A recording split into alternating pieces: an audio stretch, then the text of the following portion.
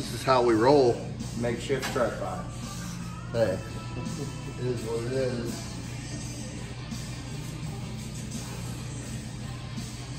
From behind the scenes, preparing.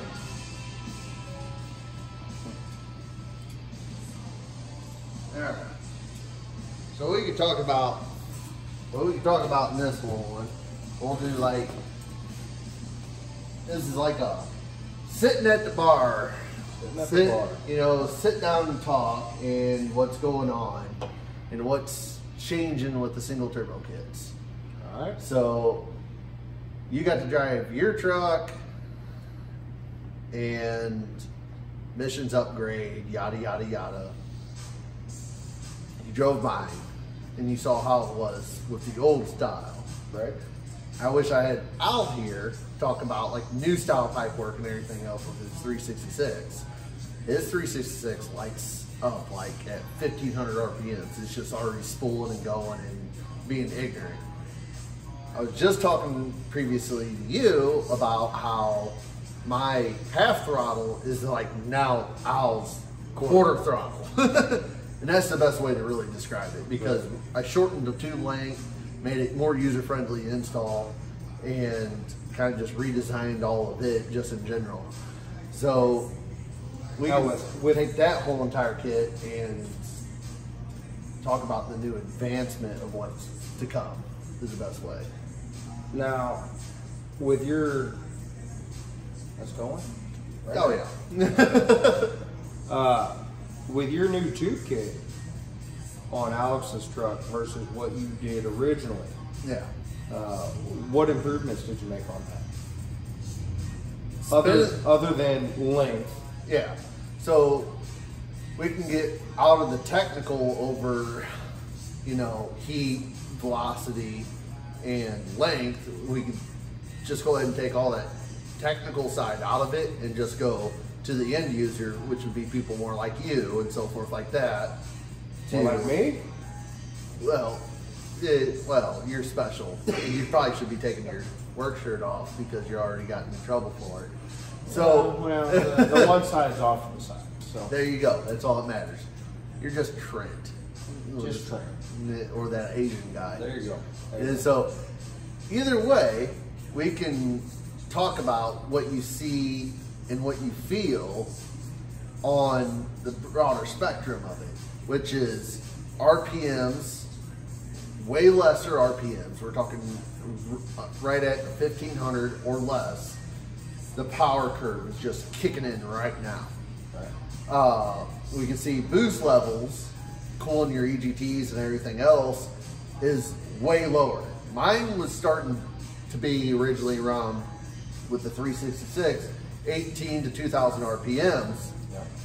It was like, well, I'm holding on to this and we're going for a ride. It was, I mean, and night and day. And you're throttling out just to keep the rear tires from spinning out from underneath you. Right. It's now kicking in at like 1500 RPMs. Right. So we dropped the torque curve an extra 500 RPMs down lower. And our install for our everyday Joe, It's going to be way simpler. you know, you've changed the routing of a pipe. Yeah. You know, gained access to it, you know, to be able to easily get to a bolt. Yeah. Or nut. So really, in reality, you know, the overall install has been made way better. So you've shortened pipe, you've made the install easier, and in doing this, we've gained power kicking in lower, Yeah. a lot less throttle, lowered EGTs. Overall, it's way better. Right. It's fucking like amazingly better. Luckily, there's only been a small amount, literally, that doesn't get the new design and everything else. And I'd be more than happy. Like, just the unfortunate fact about it all is when Al's truck was here, it's just like I learned that Nissan's tube lengths for up pipes are almost a half-inch difference, right. Even with the factory ones that never been on a truck, right. Bought from Nissan Direct, have been different lengths let alone his Right. that I pulled off. So, I mean, And the reason that's there is the flex joint. yeah, And there's a little leeway between everything.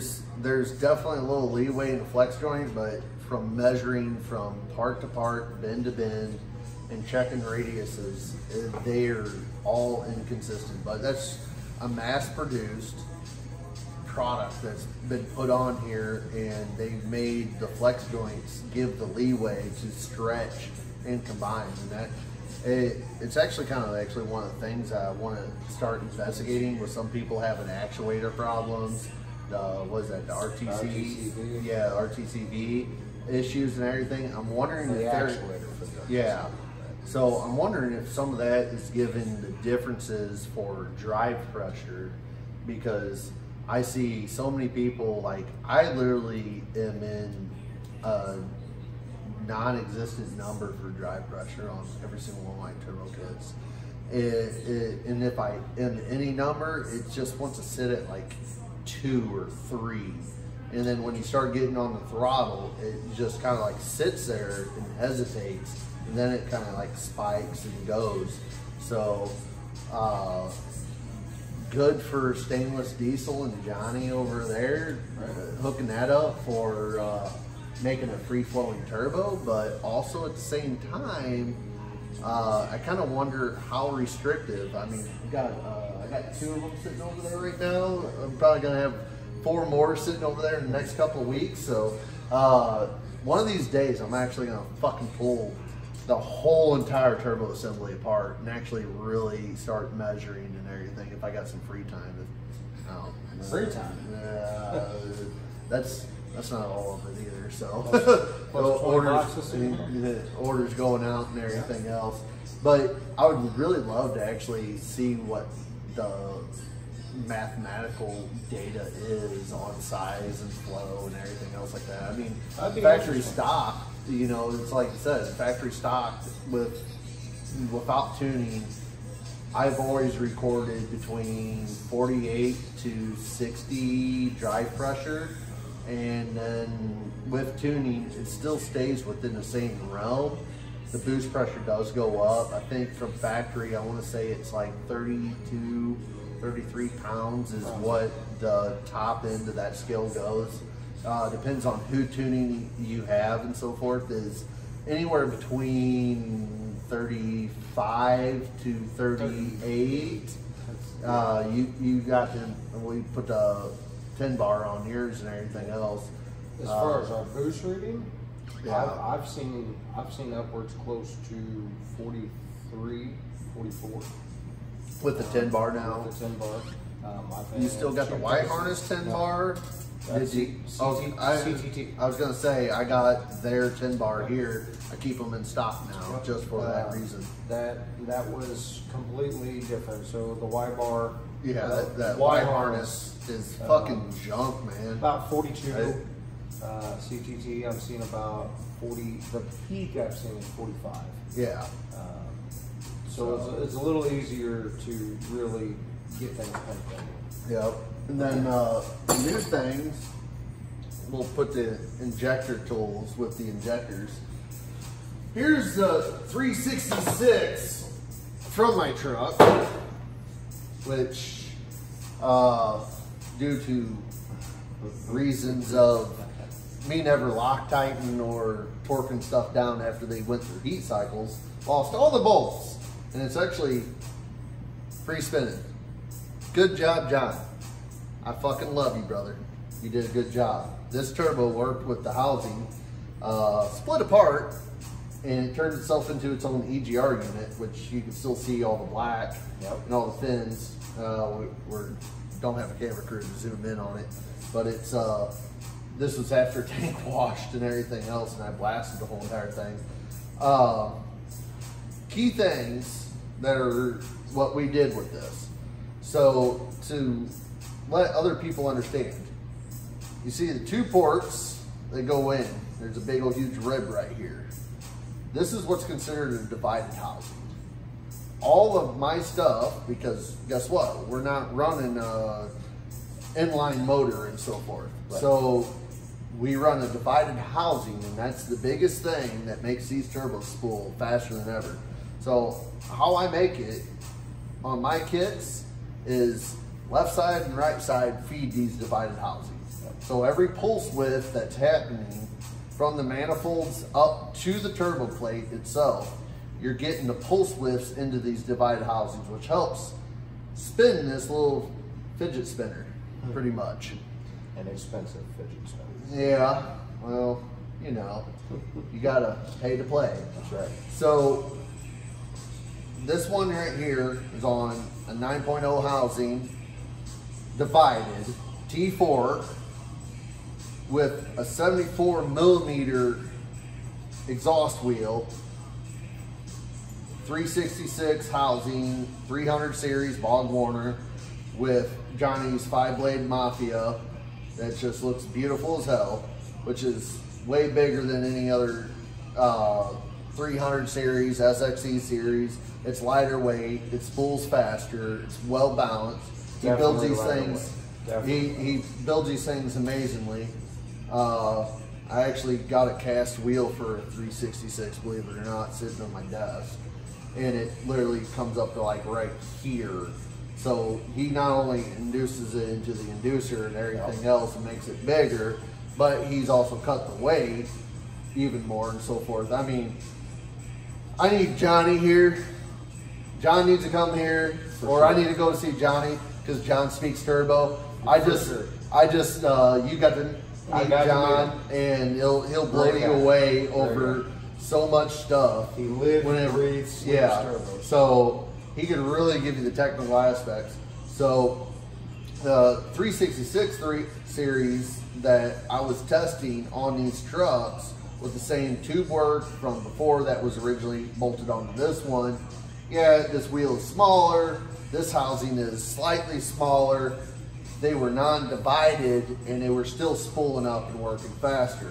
Now we're going to pretty much the same size housing, same size wheel in the exhaust side. Now we're going to a smaller wheel up here, so it just goes, oh, on the boost right fucking now. Right. So we're getting everything, we're getting the best of both worlds. So we got an install coming up with kind of like the older style and so forth with that. It's going to be open and everything else. I've done the testing on it. C2T has really helped out with the tuning on it, and we've really got it dialed in. Overall, in general, it's going to spool up faster. And the 363 is always going to spool up faster because it's lighter wheel and just goes. But what I have in the works right now is pretty much all this is the same. This just gets smaller right here. Right. This section does. I got that on the way, so we're gonna see how it does in a compounded state, unfortunately, I guess. I'm probably gonna go ahead and just cut it off and not run it without it and put a blank off on there.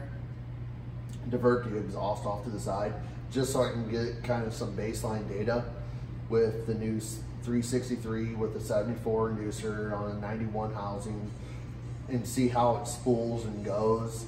But theoretically in the math between what I've talked with John with and so forth, we're looking at with the new, like I said, new pipe work, we're taking this and at 1800 RPMs we're spooling it and really shitting and getting.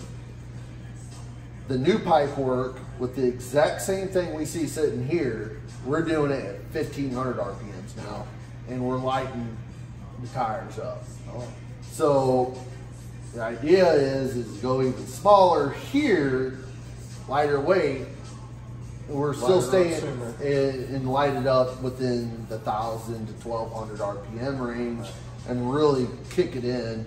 And also on top of it, because we still have a larger housing than factory and then everything else in general, we're gonna theoretically and mathematically, we're gonna be under the same drive pressures as we were before. So drive pressures finally became something in this industry, unfortunately, that a lot of people really never really looked upon. So they're like, oh, it's your drive pressure don't mean shit. The higher drive pressure you got, the better boost you'll have and everything else. And they're like, oh, you got 120 PSI drive pressure, you should have 120 PSI boost. Well, we found out as time goes by, we can actually have, like in this setup, 70 to 75 PSI boost running 50 to 55 pounds of drive pressure, which ultimately helps out head gaskets, rocker arms, and so forth. And it comes later on for the lifespan of the motor, but you know, it is what it is. Makes things a little happier. Yeah. Well, it definitely sounds interesting. Can't wait to see it. Can't wait to ride in it. You know, you'd be driving it. Oh, well, you also got to remember, we got Jason Coatings coated it for us. Beautiful job too. We have good old 472, which if you want to try to flip them side by side, You definitely see the is size comparison. definitely good size comparison different. This will be our new atmospheric turbocharger that I'm going to be compounding with our new 363. That's going to have pretty much the back half is going to be the same. Hopefully see beyond 70 pounds of boost with the help of S&S injectors, which we have the first and only 100% over injectors to fly with this. So we have plenty of drive pressure, plenty Our of cooler air. has been updated. Yep, and that'll be, yeah, like so far all I've updated on my truck is going to be injectors, turbo. I'm going back to its roots and having a secondary turbo that Nissan originally intended for, Right. that they wanted, and then just all the boost. And so we're seeing 70 plus pounds of boost. Right. We'll be seeing, I couldn't even do the mathematical formula right now about how many cubic feet of air of movement we're going to end up seeing. All 3-inch intercooler pipe. Mishimoto intercooler is in place now, considering I blew apart the factory intercooler at somewhere between 60 and 70 pounds of boost. You'll have that. Factory intercooler, even though it's a fully solid welded intercooler, blew it apart. So it's going to be an interesting get up and go. Ultimate goal for me is not to see where the motor fails. I wish I had fuck you money for the motor to fail. I actually want the whole entire motor to stay together, and the rocker arms, and the head gaskets that are O-ringed, and the head, and so forth, because I just do not have no funding for any of that whatsoever. But I want to be able to see if I could be able to put two really large turbos together, be over 500 plus horsepower, and go back to the initial tow ratings of the Nissan is actually where I'm going with this. This is, I literally want to see that these two will end up working together pretty much, and we can still tow every single day. Unfortunate part is until I finish up the rest of my mock-up, I am dead certain that I'm going to be hood stacked. I don't think there is any way possible without choking this turbo down too much to not have a hood stack.